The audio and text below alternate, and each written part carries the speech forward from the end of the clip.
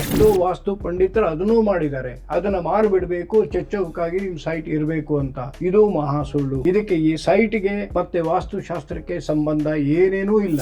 ನೀರು ನಾರ್ತ್ ಈಸ್ಟ್ಗೆ ಇರಬೇಕು, ಪೂರ್ವಕ್ಕೆ ಇರಬೇಕು, ಉತ್ತರಕ್ಕೆ ಇರಬೇಕು. ನೀರು ಅಂತಂದ್ರೆ ಬೋರ್ವೆಲ್ ಆಯ್ತು, ಒಂದು ಕೆರೆ ಆಯ್ತು, ಅಥವಾ ಒಂದು ಬಾವಿ ಆಯ್ತು. ಆ ತರ ಅಲ್ಲಿ ಇರ್ಕೂಡ್ದು ಅಂತ ಏನ್ ಹೇಳ್ತಾರೆ, ಇದು ತಪ್ಪು. ಹೇಳ್ತಾರೆ ಸರ್ ಇಲ್ಲಿಂದ ಎನರ್ಜಿ ಈ ಕಡೆ ಹೋಗುತ್ತೆ, ಈ ಡೈರೆಕ್ಷನ್ ದಲ್ಲಿ ಹೋಗುತ್ತೆ, ಆ ಡೈರೆಕ್ಷನ್ ದಲ್ಲಿ ಹೋಗುತ್ತೆ. ಸರ್ ಎನರ್ಜಿ ಯಾವ ಡೈರೆಕ್ಷನ್ ದಲ್ಲೂ ಮೂವ್ ಆಗಲ್ಲ. ಎನರ್ಜಿ ಎಲ್ಲಾ ಕಡೆನೂ ಇದೆ. ನೀವು ಎನರ್ಜಿಯನ್ನ ತಗೋಬೇಕಾದ್ರೆ ಒಂದ್ ಕಡೆಯಿಂದ ಪಾಸಿಟಿವ್, ಇನ್ನೊಂದ್ ಕಡೆ ನೆಗೆಟಿವ್ ಅಂತ ನಾವೇ ಮಾಡ್ಕೊಂಡಿರುವಂತ ಒಂದು ಚಿಹ್ನೆ ಅದು. ಬೆಳಗ್ಗೆ 10:30 ಸಾಯಂಕಾಲ 5:30 6 ಗಂಟೆವರೆಗೆ ಬೇಕಾದ್ರೆ ನೀವು ಫೋನ್ ಮಾಡಬಹುದು. ಆದ್ರೆ ಫೋನು ಇಷ್ಟು ಬರ್ತಾ ಇವೆ, ನಿಮ್ಗೆ ಚಾನ್ಸ್ ಸಿಗುತ್ತೋ ಇಲ್ಲೋ ನಾ ಹೇಳಕ್ಕಾಗಲ್ಲ. ಆದ್ರೆ ಒಂದಿಲ್ಲ ಒಂದ್ ದಿವಸ ನಿಮ್ಗೆ ಅದು ಚಾನ್ಸ್ ಸಿಕ್ಕೇ ಸಿಗುತ್ತೆ. ನಾನು ನಿಮ್ಗೆ ಅದಕ್ಕೆ ಉತ್ತರ ಕೊಟ್ಟೇ ಕೊಡ್ತೇನೆ.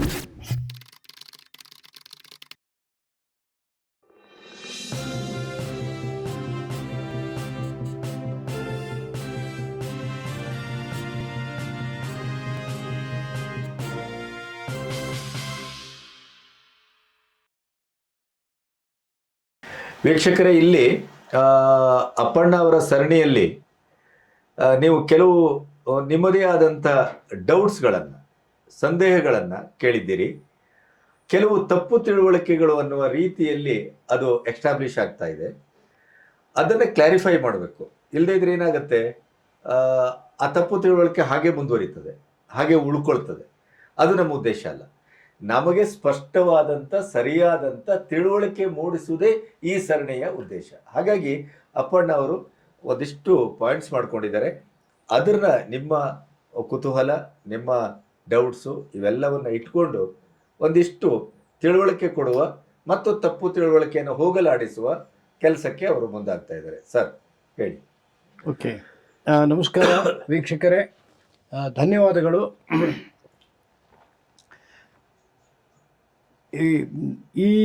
ಈ ಸರಣಿಯಿಂದ ನನಗೆ ಎಷ್ಟೋ ಪ್ರಶ್ನೆಗಳನ್ನು ಕೇಳಿದ್ದೀರಾ. ನನಗೆ ಫೋನ್ ಕಾಲ್ಗಳು ಬರ್ತಾ ಇವೆ. ಮತ್ತು ಕೆಲವು ಜನರು ಇದನ್ನು ನೀವು ಕಂಪ್ಲೀಟಾಗಿ ಹೇಳ್ತಾ ಇಲ್ಲ, ಏನೋ ಬಚ್ಚಿಡ್ತಿದ್ದೀರಾ, ಹೀಗೆಲ್ಲನೂ ಹೇಳಿದ್ದಾರೆ. ನಾನು ಯಾವುದನ್ನು ಬಚ್ಚಿಡೋಕ್ಕೆ ಪ್ರಯತ್ನ ಮಾಡಿಲ್ಲ. ಮತ್ತು ಇದರಲ್ಲಿ ನಿಮಗೆ ಏನೇ ಸಂದೇಹಗಳಿದ್ದರೂ ಕೂಡ ನೀವು ಪ್ರಶ್ನೆ ಕೇಳಿ, ನಾನು ಅದಕ್ಕೆ ಉತ್ತರ ಹೇಳೋದಕ್ಕೆ ಪ್ರಯತ್ನ ಮಾಡ್ತೇನೆ. ಮುಂದೆಯೂ ಕೇಳ್ಬೋದು, ಮುಂದೇನೂ ಕೇಳ್ಬೋದು. ನಮ್ಮ ಆಫೀಸಿಗೂ ಬರ್ಬೋದು, ಅದೇನು ತೊಂದರೆ ಇಲ್ಲ. ಅಪಾಯಿಂಟ್ಮೆಂಟ್ ತೊಗೊಂಡು ಬಂದರೆ ಒಳ್ಳೆಯದು ಅಷ್ಟೇ. ಮತ್ತೆ ಏನೇ ಫೋನ್ಗೆ ಮಾಡೋದಿದ್ರು ಸಂಜೆ 6 ಗಂಟೆ ಒಳಗೆ ಮಾಡಿದ್ರೆ ಒಳ್ಳೆಯದು. ಹೌದೌದು, ಅದಕ್ಕೆ ಅದೊಂದು ಹೇಳ್ತೇನೆ. ನನಗೆ ರಾತ್ರಿ 10:30ವರೆಗೆಲ್ಲ ಫೋನ್ ಕಾಲ್ ಬರ್ತವೆ. ಇಷ್ಟೇ ಅಲ್ಲ, ಕೆಲವು ಜನ ನನ್ನ ಮೇಲೆ ಕೋಪನೂ ಮಾಡ್ಕೊಂಡಿರ್ಬೇಕು, ಫೋನ್ ಎತ್ತಲ್ಲ ಅಂತ. ಆಮೇಲೆ ರಜೆ ದಿನಗಳಲ್ಲೆಲ್ಲ ಫೋನ್ ಬರ್ತಾ ಇವೆ. ಅದಕ್ಕೆ ಆದಷ್ಟು ನಂದು ನಿಮಗೊಂದು ವಿನಂತಿ, ಬೆಳಗ್ಗೆ 10:30 ಸಾಯಂಕಾಲ 5:30 6 ಗಂಟೆವರೆಗೆ ಬೇಕಾದ್ರೆ ನೀವು ಫೋನ್ ಮಾಡಬಹುದು. ಆದರೆ ಫೋನು ಇಷ್ಟು ಬರ್ತಾ ಇವೆ, ನಿಮಗೆ ಚಾನ್ಸ್ ಸಿಗುತ್ತೋ ಇಲ್ಲೋ ನಾ ಹೇಳೋಕ್ಕಾಗಲ್ಲ. ಆದರೆ ಒಂದಿಲ್ಲ ಒಂದು ದಿವಸ ನಿಮಗೆ ಅದು ಚಾನ್ಸ್ ಸಿಕ್ಕೇ ಸಿಗುತ್ತೆ. ನಾನು ನಿಮಗೆ ಅದಕ್ಕೆ ಉತ್ತರ ಕೊಟ್ಟೇ ಕೊಡ್ತೇನೆ. ನಿಮ್ಮ ರಜಾ ದಿನ ಯಾವಾಗ ಸರ್? ನಮ್ಮದು Saturday half day, Sunday full day, plus ಹಬ್ಬ ಹುಣ್ಣಿಮೆ, ಅಂದರೆ ಗೌರ್ಮೆಂಟ್ ಹಾಲಿಡೇಸ್ ಏನಿವೆ ಅಷ್ಟೇ. ಈಗ ಎಷ್ಟೋ ಕೆಲವೊಂದು ತಪ್ಪು ತಿಳುವಳಿಕೆ ಬಗ್ಗೆ ಜನಗಳು ನನಗೆ ಪ್ರಶ್ನೆ ಮಾಡಿದ್ದಾರೆ. ಈಗ ಫಾರ್ ಎಕ್ಸಾಂಪಲ್, ವಾಸ್ತುಶಾಸ್ತ್ರ ಇದನ್ನು ಸೈಟ್ಗೆ ಅಪ್ಲಿಕೇಶನ್ ಮಾಡಿ ಅದು ಕೋಸಿ ಆಗಿದ್ದರೆ ಸ್ವಲ್ಪ ಸೈಟು ಏನಂತೀರ, ವಕ್ರವಾಗಿದ್ರೆ ಅಥವಾ ಅದು ಸ್ಟ್ರೇಟ್ ಇಲ್ಲ, ಅಥವಾ ಒಂದು ಚಚ್ಚೌಕ ಅಲ್ಲ, ಚಚ್ಚೌಕ ಅಲ್ಲ, ಎಲ್ಲೋ ಒಂದು ಕಡೆ ವಿಸ್ತಾರ ಆಗಿದೆ, ಇಂಥ ಇದರಲ್ಲಿ ಅದನ್ನ ಸ್ಟ್ರೇಟ್ ಮಾಡಿಬಿಟ್ಟು ಮಿಕ್ಕಿದ ಜಾಗ ನಿಮ್ಮ ಹೆಸರಿಗೆ ಇರಕೂಡ್ದು, ಮಾರಬೇಕು ಅಂತೆಲ್ಲ ಹೀಗೆ ಕೆಲವೊಂದು ಪ್ರಶ್ನೆ ಕೇಳಿದ್ದಾರೆ. ಆಮೇಲೆ ಎಷ್ಟೋ ವಾಸ್ತು ಪಂಡಿತರು ಅದನ್ನೂ ಮಾಡಿದ್ದಾರೆ. ಅದನ್ನು ಮಾರಿಬಿಡಬೇಕು, ಚಚ್ಚೌಕಾಗಿ ನಿಮ್ಮ ಸೈಟ್ ಇರಬೇಕು ಅಂತ. ಇದು ಮಹಾ ಸುಳ್ಳು. ಇದಕ್ಕೆ ಈ ಸೈಟ್ಗೆ ಮತ್ತು ವಾಸ್ತುಶಾಸ್ತ್ರಕ್ಕೆ ಸಂಬಂಧ ಏನೇನೂ ಇಲ್ಲ. ಇದಕ್ಕೆ ಎಕ್ಸಾಂಪಲ್ ಅಂದರೆ, ನಾವು ಟ್ರಯಾಂಗಲ್ ಪ್ಲಾಟಲ್ಲಿ ನಾವು ಎಷ್ಟೋ ಬಿಲ್ಡಿಂಗ್ಗಳನ್ನು ಮಾಡಿದ್ದ ಎಕ್ಸಾಂಪಲ್ಸ್ ಕೂಡ ಕೊಡ್ತೇವೆ. ನೀವು ನಮ್ಮ ಆಫೀಸಿಗೆ ಬಂದು ನೀವು ನೋಡ್ಬೋದು. ಬೆಳಗಾವಲ್ಲಿ ಒಬ್ಬರು ಟ್ರಯಾಂಗ್ಯುಲರ್ ಪ್ಲಾಟು ಲಾಯರು ಇನ್ನೇನು 4 ದಿನಕ್ಕೆ ರಿಜಿಸ್ಟ್ರೇಷನ್ ಆಗೋದನ್ನು ನಾನು ಕ್ಯಾನ್ಸಲ್ ಮಾಡಿ ಅವ್ರ ಬಿಲ್ಡಿಂಗ್ ಮಾಡಿಕೊಟ್ಟೆ.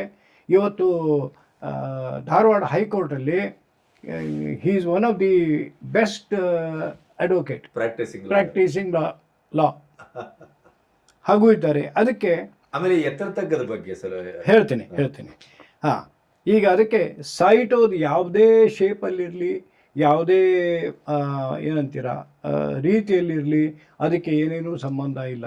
ನೀವು ಅದನ್ನು ಅಲ್ಲಿ ಏನೋ ಒಂದು ವಸ್ತು ಏನು ಬರುತ್ತೆ, ಅಥವಾ ಏನೋ ಒಂದು ವಸ್ತುವಲ್ಲಿ ನೀವು ಕಟ್ಟಬೇಕು ಅಂತೀರಾ ನಕ್ಷೆ ಮಾಡಿಕೊಂಡು, ಆ ನಕ್ಷೆ ಮತ್ತು ಆ ಕಟ್ಟಡಕ್ಕೆ ಮಾತ್ರ ವಾಸ್ತುಶಾಸ್ತ್ರ ಇದೆ, ಹೊರತು ಸೈಟ್ಗಿಲ್ಲ. ಹಾಗಾಗಿ ಅದರ ಸೈಟಿನ ರೂಪ ಸ್ವರೂಪ ನಮಗೆ ಅಷ್ಟು ಮುಖ್ಯವೇ ಇಲ್ಲ, ಅದು ಏನೇನು ಸಂಬಂಧ ಇಲ್ಲ. ಆಮೇಲೆ ಅಲ್ಲಿ ಬರುವಂಥ ನೀವು ಯಾವುದೇ ಗಿಡ ಮರಗಳಾಗಲಿ ವೃಕ್ಷಗಳಾಗಲಿ ನೀವು ಯಾವುದೇ ಇಟ್ಕೊಂಡು ಅಥವಾ ತೆಗೆದುಬಿಟ್ಟು ಕೂಡ ನೀವು ಬಿಲ್ಡಿಂಗ್ ಕಟ್ಬೋದು. ಆದರೆ ಆದಷ್ಟು ನಾನು ತೆಗೆಯೋದಕ್ಕೆ ಅವಕಾಶ ಕೊಡಲ್ಲ. ವೃಕ್ಷಗಳಾಗಲಿ ಅಥವಾ ಗಿಡಗಳಾಗಲಿ ನೀವು ಇಟ್ಕೊಂಡು ಮಾಡಿದರೆ ಅದರದ್ದು ಲಾಭನೇ ಸಿಗುತ್ತೆ, ಹೊರತು ನಿಮಗೆ ಹಾನಿ ಇಲ್ಲ. ಇವನ್ ಈ ತೋಟ ಗೀಟದಕ್ಕೂ ನೀವು ಇದೇ ಅಪ್ಲೈ ಮಾಡ್ತೀರಾ? ಹೌದೌದು. ಕೆಲವರು ಪೂರ್ವಕ್ಕೆ ಎತ್ತರ ಇರಬೇಕು, ಇಲ್ಲಿಗೆ ತಗ್ಗ ಇರಬಾರ್ದು, ಅಲ್ಲಿ ಎತ್ತರ ಇರಬೇಕು, ಏನೇನೋ ಹೇಳ್ತಾರೆ. ಇಲ್ಲ, ಅದಕ್ಕೂ ಬರ್ತೇನೆ.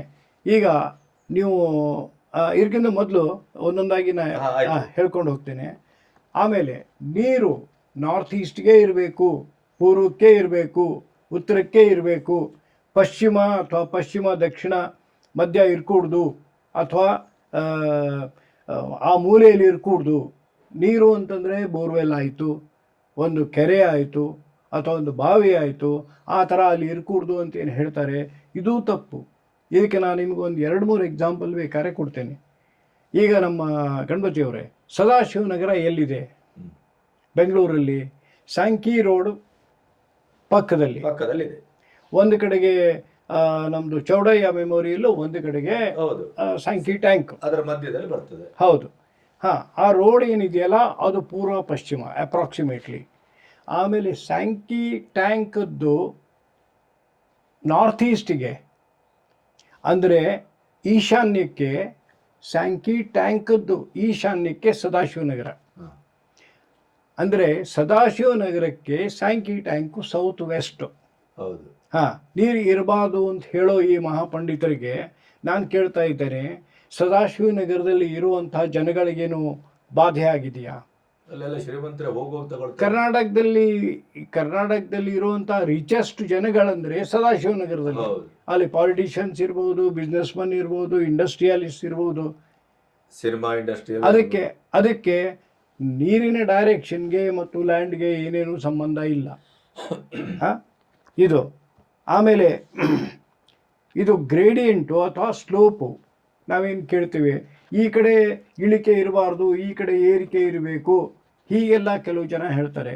ಅಂದರೆ ನಾರ್ತ್ ಈಸ್ಟ್ ಕಡೆನೇ ಇಳಿಕೆ ಇರಬೇಕು, ಏರಿಕೆ ಅನ್ನೋದು ಅದಕ್ಕೆ ಅಗೇನ್ಸ್ಟ್ ಆಗಿರಬೇಕು. ಈಶಾನ್ಯಕ್ಕೆ ಇಲ್ಲ, ಈಶಾನ್ಯದಿಂದ ನೈಋತ್ಯಕ್ಕೆ ಏರಿಕೆ ಇರಬೇಕು.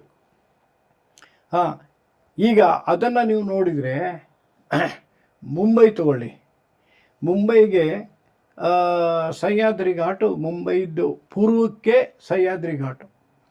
ಮುಂಬೈ ಇರೋದು ಸಹ್ಯಾದ್ರಿ ಘಾಟ್ ಕೆಳಗಡೆ, ಅಂದರೆ ಪಶ್ಚಿಮ ಕಡೆಗೆ. ನೀರೂ ಪಶ್ಚಿಮ ಕಡೆಗೆ, ಮುಂಬೈಗೆ ಇಳಿಕೆನೂ ಪಶ್ಚಿಮ ಕಡೆಗೆ. ಹಾಗಿರುವಾಗ ಮುಂಬೈ ಇವತ್ತು ಒಂದು ದಿನ ಮಲ್ಕೊಂಡ್ರೆ ಭಾರತ 30 ದಿನ ಮಲ್ಕೊಳ್ಳುತ್ತೆ. ಕರೆಕ್ಟ್. ಫೈನಾನ್ಷಿಯಲ್ ಹಬ್ಬು. ಹೌದು. ಅಂತ ಅದನ್ನ ಈಗ ನೀವು ಅಲ್ಲಿ ಏನು ಕಮ್ಮಿತನ ಬಂದಿದೆ, ಹೆಚ್ಚುತ್ತಾನೆ ಹೋಗ್ತಾ ಇದೆ. ಹಾಂ, ಮುಂಬೈ ಬೆಳೀತಾನೆ ಇದೆ. ಅದಕ್ಕೆ ಇವೆಲ್ಲ ಈ ಕೆಲವೊಂದು ತಿಳುವಳಿಕೆಗಳನ್ನು ನಾವು ಪರಿಹರಿಸೋದಕ್ಕೆ ನಿಮಗೆ ಹೇಳ್ತಾ ಇರೋದು. ಅದಕ್ಕೆ ಆ ಸ್ಲೋಪ್ ಆಗಲಿ ಅಥವಾ ಏರಿಕೆ ಆಗಲಿ ಇಳಿಕೆ ಆಗಲಿ ಯಾವ ದಿಕ್ಕಲ್ಲಿ ಇದ್ರೂ ಅಲ್ಲಿ ಮನೆ ಮಾಡಬಹುದು. ಹಾಂ, ಆಮೇಲೆ ಇಲ್ಲಿ ಇನ್ನೂ ಕೆಲವು ಜನ ಪಂಡಿತರು ಹೇಳ್ತಾರೆ, ಸರ್ ಇಲ್ಲಿಂದ ಎನರ್ಜಿ ಈ ಕಡೆ ಹೋಗುತ್ತೆ, ಈ ಡೈರೆಕ್ಷನ್ದಲ್ಲಿ ಹೋಗುತ್ತೆ, ಆ ಡೈರೆಕ್ಷನ್ದಲ್ಲಿ ಹೋಗುತ್ತೆ. ಸರ್, ಎನರ್ಜಿ ಯಾವ ಡೈರೆಕ್ಷನ್ನಲ್ಲೂ ಮೂವ್ ಆಗಲ್ಲ. ಎನರ್ಜಿ ಎಲ್ಲ ಕಡೆನೂ ಇದೆ. ಗಾಳಿ ಎನರ್ಜಿ ಒಂದೇ ಒಂದು ಮೂವ್ ಆಗೋದು, ಆದರೆ ಮಿಕ್ಕಿದ ಎನರ್ಜಿ ಎಲ್ಲ ಕಡೆನೂ ಎನರ್ಜಿ ಇದೆ. ಅಂದರೆ ಎನರ್ಜಿ ಮೂವ್ ಆಗುತ್ತೆ ಅನ್ನೋಕ್ಕಿಂತಲೂ ನಮಗೆ ಎನರ್ಜಿ ಸಾಕಷ್ಟು ಬೇಕಾದಷ್ಟು ಹೊರಗಡೆ ಅಂತೂ ಎಷ್ಟು ಪ್ರಮಾಣದಲ್ಲಿದೆ ಹೇಳೋಕ್ಕಾಗಲ್ಲ, ಅಷ್ಟು ಅನಂತವಾಗಿದೆ. ಅಂಥ ಎನರ್ಜಿಗೆ ನಾವು ಈ ಕಡೆ ಹೋಗುತ್ತೆ ಆ ಕಡೆ ಹೋಗುತ್ತೆ ಅಂತ ಹೇಳೋದು ತಪ್ಪು. ಇನ್ನೊಂದು, ಎನರ್ಜಿಯಲ್ಲಿ ಇವರು ವಿಂಗಡಿಸ್ತಾರೆ, ಪಾಸಿಟಿವ್ ಎನರ್ಜಿ, ನೆಗೆಟಿವ್ ಎನರ್ಜಿ. ಇಲ್ಲ, ಎನರ್ಜಿ ಒಂದೇ. ನೀವು ಎನರ್ಜಿಯನ್ನು ತಗೋಬೇಕಾದ್ರೆ ಒಂದು ಕಡೆಯಿಂದ ಪಾಸಿಟಿವ್, ಇನ್ನೊಂದು ಕಡೆ ನೆಗೆಟಿವ್ ಅಂತ ನಾವೇ ಮಾಡಿಕೊಂಡಿರುವಂಥ ಒಂದು ಚಿಹ್ನೆ ಅದು. ನೆಗೆಟಿವ್, ಈ ಎನರ್ಜಿಯಲ್ಲಿ ನೆಗೆಟಿವ್ ಪಾಸಿಟಿವ್ ಅಂತಿಲ್ಲ. ಈ ಎಲೆಕ್ಟ್ರಿಕಲ್ ಅಲ್ಲಿ ಪ್ಲಸ್ ಮೈನಸ್ ಇದ್ದಂಗೆ. ಅವು ಎರಡು ಚಿಹ್ನೆಗಳಲ್ಲಿ ಅಷ್ಟೇ, ಅದು ಬಿಟ್ಟರೆ ಬೇರೆ ಇಲ್ಲ. ಅಂದರೆ ಈಗ ಎನರ್ಜಿನೇ ನಾವು ಒಬ್ಬ ಮನುಷ್ಯನ ಹೇಗೆ ಅಪ್ಲೈ ಮಾಡ್ತೀರಾ ಅಂತ ಒಂದು ಎಕ್ಸಾಂಪಲ್ ಹೇಳ್ತೇನೆ. ಒಬ್ಬ ಮನುಷ್ಯನಿಗೆ ಚಕ್ಕರ್ ಬಂದು ತಲೆ ಸುತ್ತಿ ಅವನು ಬಿದ್ದ ಅಂತ ಇಟ್ಕೊಳ್ಳಿ.